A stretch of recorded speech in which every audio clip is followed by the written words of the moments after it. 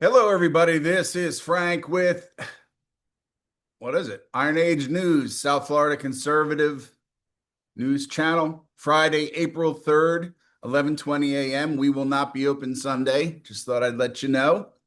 And we are going to talk about a semi-religious crucifixion situation that we are in once again in the United States because the tone deaf liberal racists have been at it again.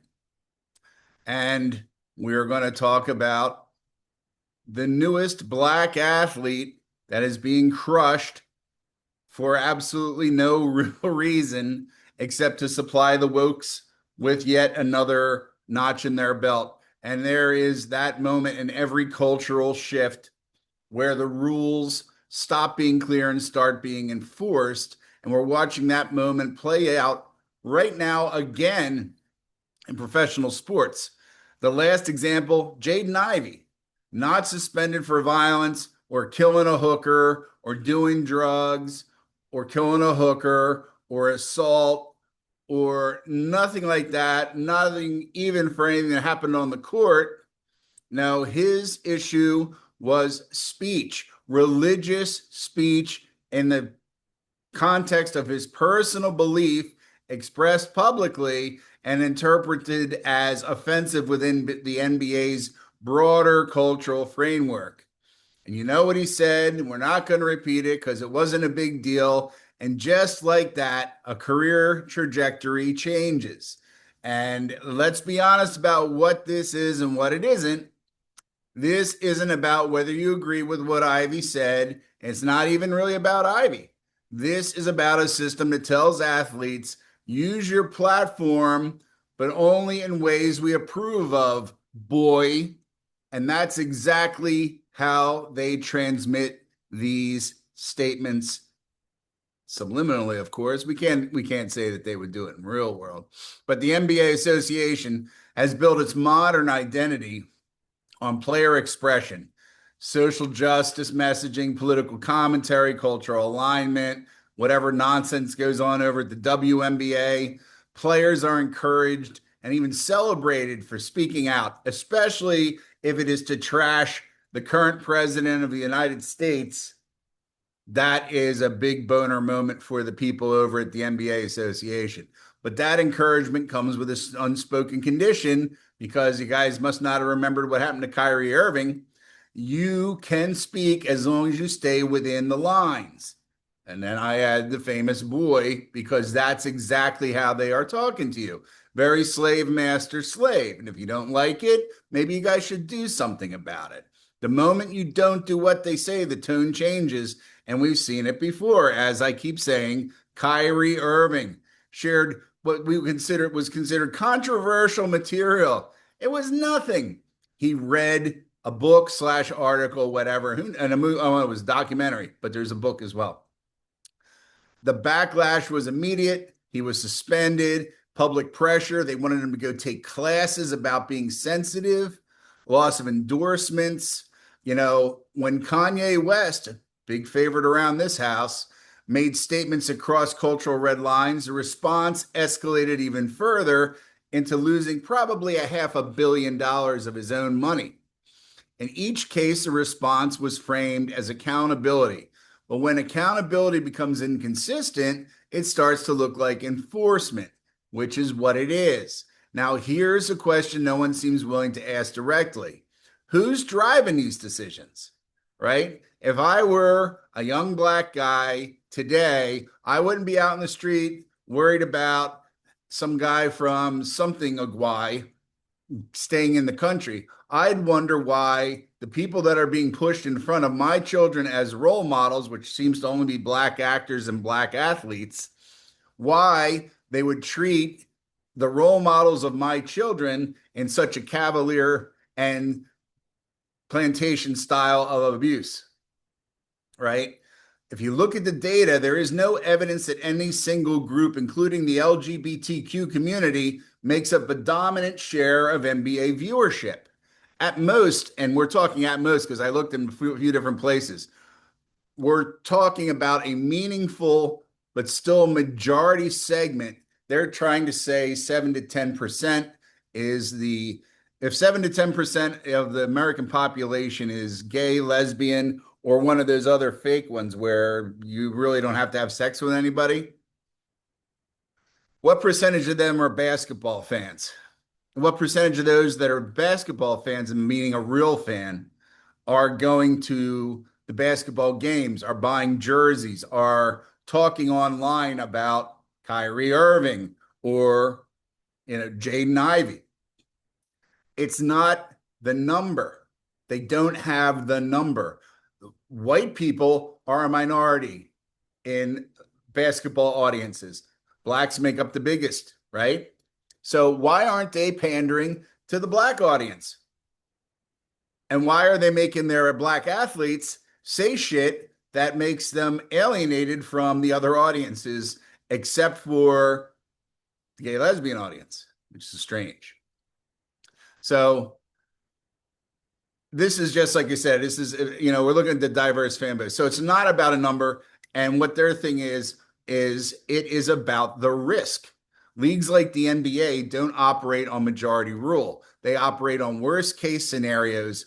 What happens if we don't act? Sponsors start asking questions, media narrative spiral. The league gets labeled as tolerant of something controversial. That's the real fear, right? That's their state. It's going to be their statement from risk management.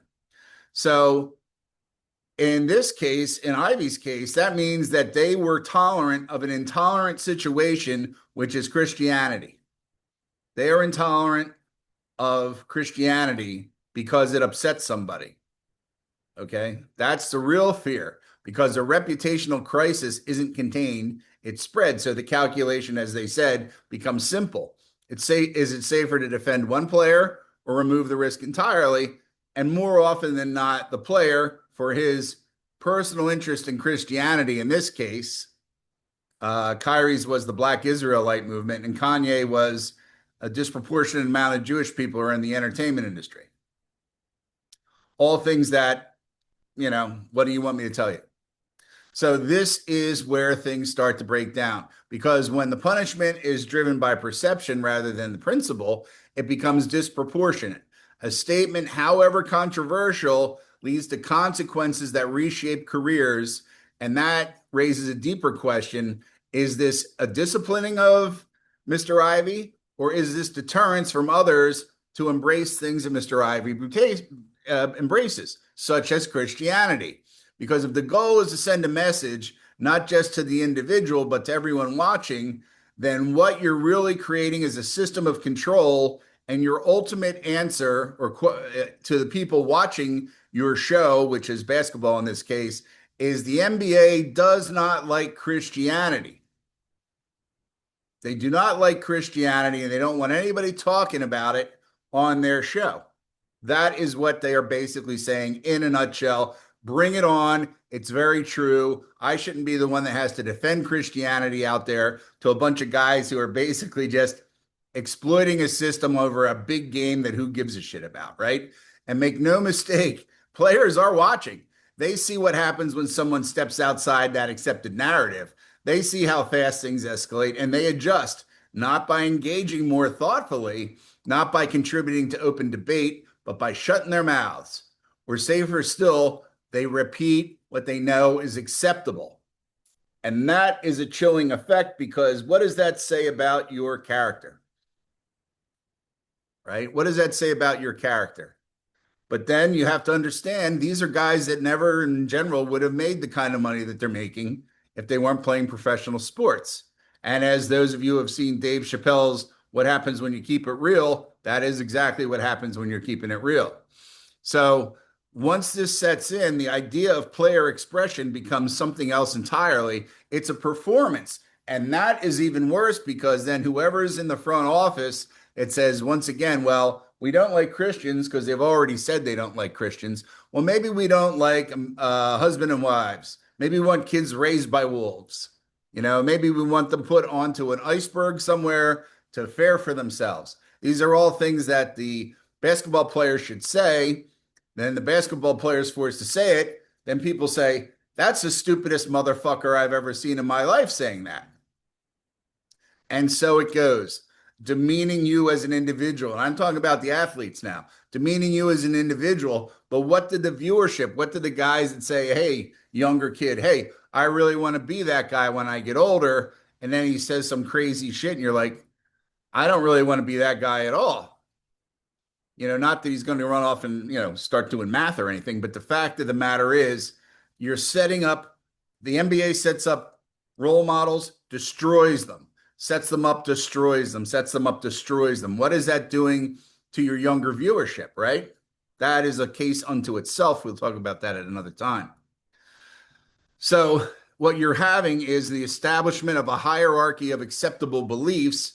And if you step outside of the hierarchy, then the consequences are going to be swift.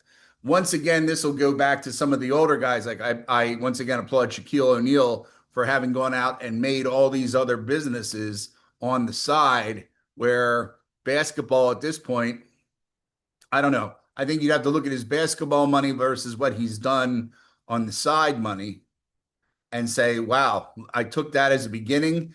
Every one of you who is a professional basketball player that's listening to this, which there aren't any, but if there were, I would say I better sit down with a financial planner and get rid of all my stupid shit and say, what can I do to be able to get out of this fucking league in 5 years with the most money I can? Screw these guys every chance I can on contracts and this, that, and the other thing, because they are just there treating me like a slave.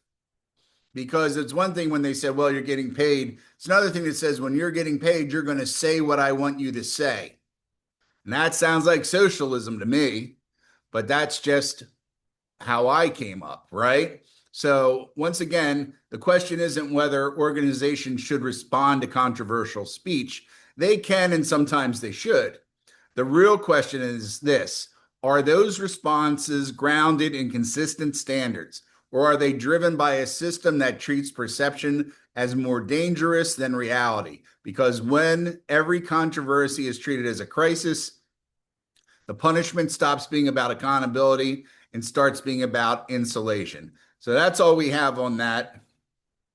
Mr. Ivey, I hope you well. I hope at the end of the day, you have a massive lawsuit. You bankrupt the NBA. We burn it all down, and you guys can just play on a basketball court somewhere, and everybody's happy. So that's all we have for this. Talk to you later on, and goodbye.